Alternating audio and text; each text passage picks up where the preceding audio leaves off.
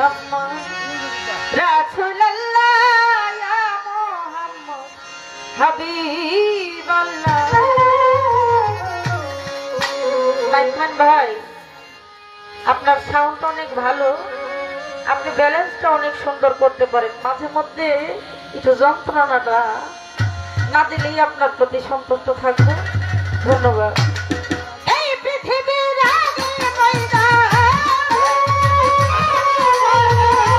এই পৃথিবীর আগে পয়দা ছিলেন আমার রাসূলুল্লাহ ইয়া মোহাম্মদ হাবিবাল্লাহ, ইয়া মোহাম্মদ রাসূলুল্লাহ ইয়া মোহাম্মদ হাবিবাল্লাহ।